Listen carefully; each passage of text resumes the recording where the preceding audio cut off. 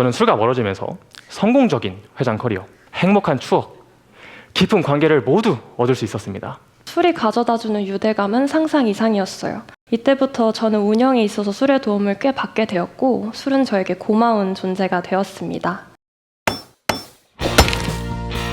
이제 전 세대를 아우르는 소재일 것 같아서 더 많은 분들이 공감하지 않을까 싶은데요. 술입니다. 술 한 잔 안 해보신 분들 없을 것 같아요. 요즘 20대의 술 문화는 어떤지 맨정신 세대라는 제목의 발표로 들려드리려고 합니다. Z세대는 어쩌다 맨정신으로 살게 되었을까요? 우선 이 숫자들을 보시겠습니다. 이런 익숙하면서도 어색한 조합, 무엇을 의미할까요? 이는 제가 작년에 술자리에서 술을 마신 횟수입니다. 분기에 한 번꼴로 술을 마시는데요. 저는 당당하게 술집에서 술 대신 음료수를 주문합니다. 아니, 몸이 버틸 수 있는 이 아름다운 시기에 왜 술을 안 마실까요? 사회성이 떨어지냐는 전혀 아니고요. 제가 술을 멀리하는 이유가 있습니다. 우선 술은 상당히 위험한 존재입니다. 지나친 음주는 뇌졸중, 기억력 손상이나 치매를 유발합니다. 임신 중 음주는 기형아 출산을 일으키고요.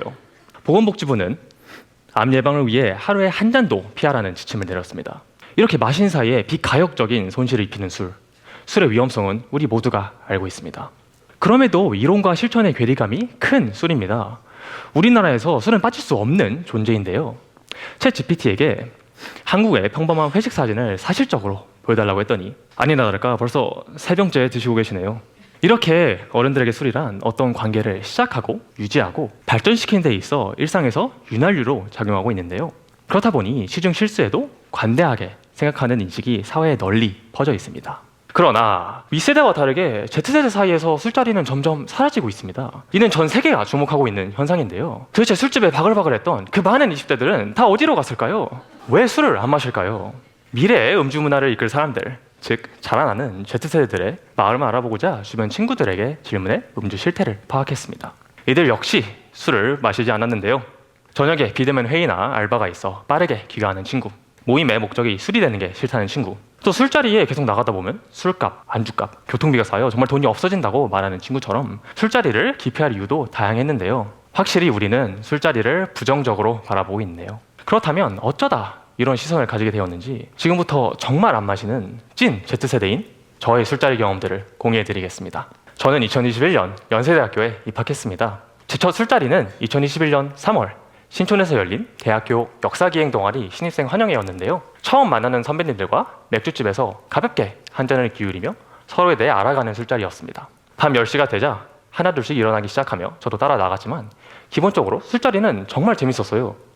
아, 이게 대학이구나를 알게 되었습니다. 근데 이 건전한 첫 술자리의 영향으로 인해 저는 술을 마신다는 개념보다는 대화의 수단으로 바라보게 되었는데요.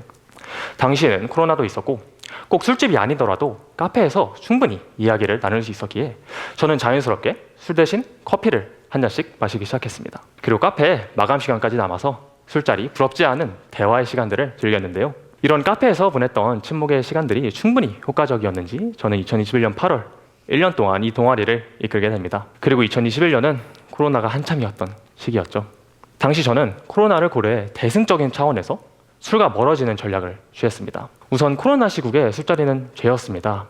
음주를 하는 단체들은 교내 커뮤니티에 공개적으로 저격을 당했고 학교 차원에서도 동아리방에서의 음주를 강력히 금지했습니다. 혹시나 술자리에서 불미스러운 일이라도 생기면 연세대, 술자리라고 박제될 뉴스 기사들이 떠올랐습니다.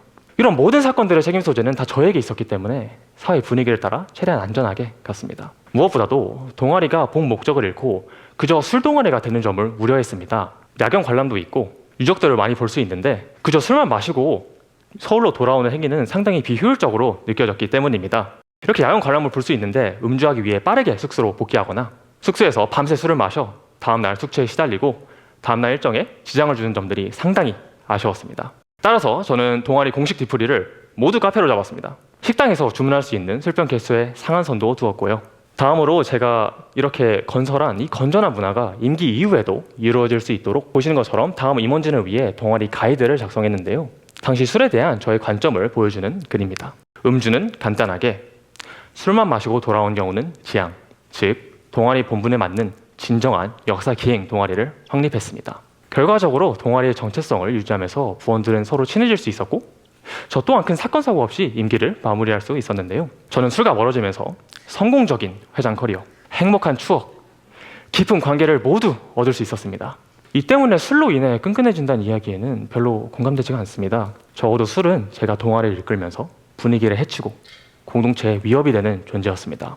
그렇기 때문에 성인이 되어서 술과 멀어지는 것을 선택한 건 가장 잘한 선택이 아닐까 생각해 보네요. 잠시만요. 네? 저 지금 술 얘기한다 그래서 잔뜩 설레면서 왔는데 제가 생각했던 거랑 너무 다른 얘기를 하셔가지고 안 끼어들 수가 없었습니다.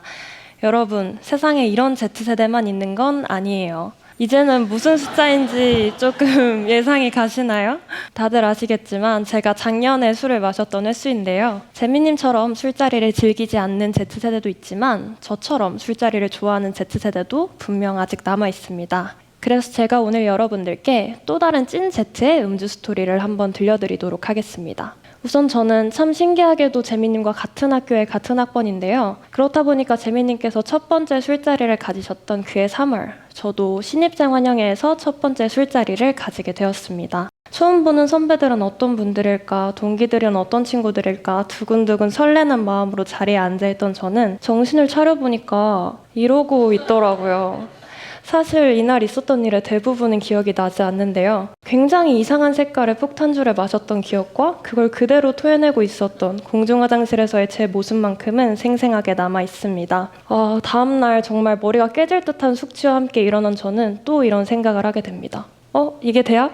재밌잖아. 지금 생각해보면 조금 이상하긴 하지만 이때 저는 난생 처음 먹어보는 술의 맛, 올라가는 분위기, 술자리의 텐션, 그리고 처음 겪어보는 숙취까지 그 모든 것들이 참 새롭고 또 자극적으로 느껴졌어요.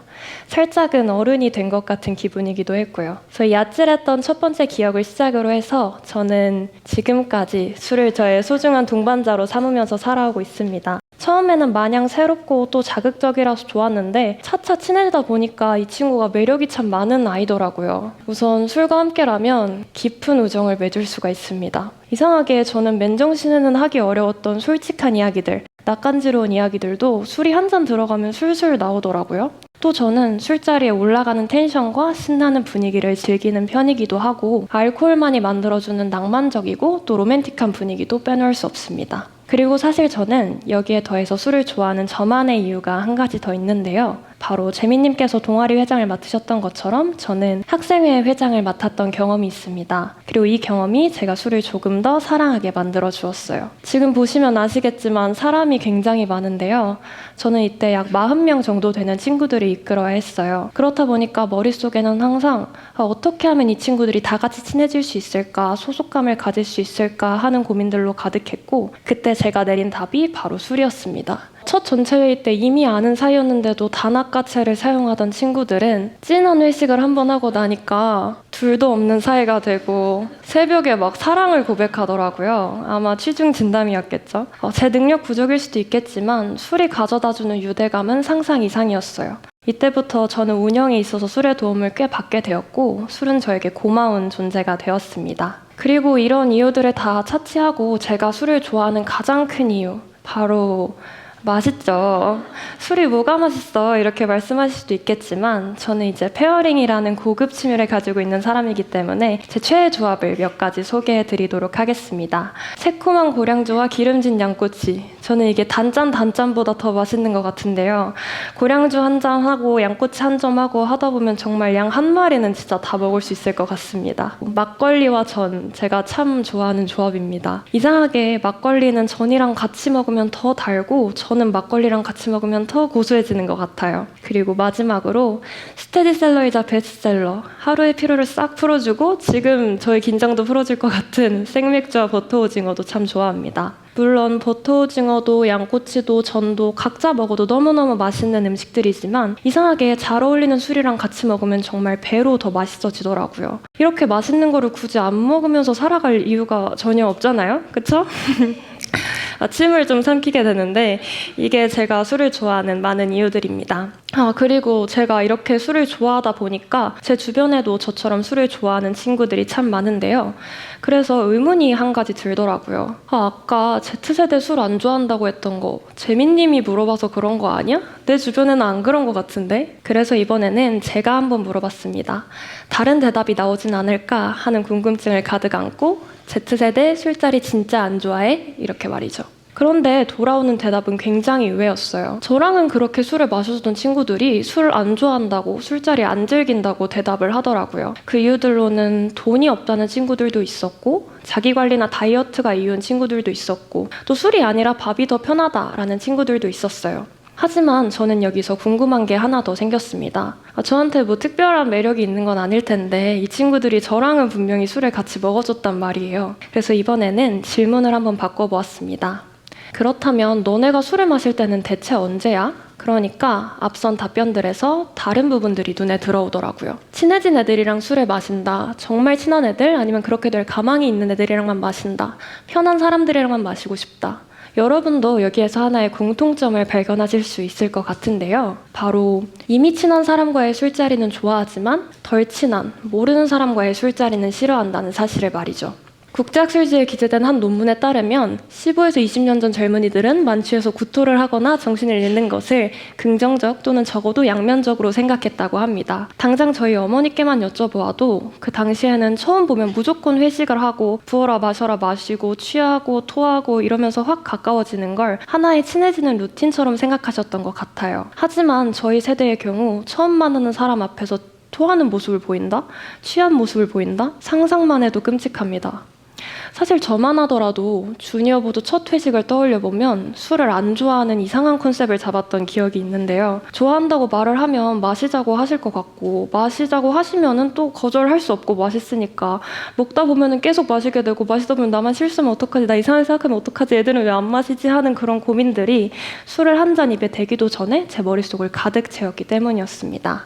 어진님이 두려움에 대해서 말씀하시니 저도 관련해서 한마디만 덧붙이겠습니다. 앞서 말씀드린 제 첫 술자리의 경우 처음으로 제대로 선배님들과 만날 수 있어 상당히 기대를 많이 했는데요. 그러나 신입생 환영회가 점점 가까워질수록 이 소중한 기회에 실수하면 어떡하지? 라는 불안이 있었고 이 때문에 지금은 친한 형이지만 당시에 선배님께서 4잔째 마시는 동안 저는 딱 한 잔만 마셨습니다. 술을 안 좋아하기보다는 제 인간관계에 악영향을 미치는 잠재적 위험 대상으로 바라보고 멀리한 것이죠.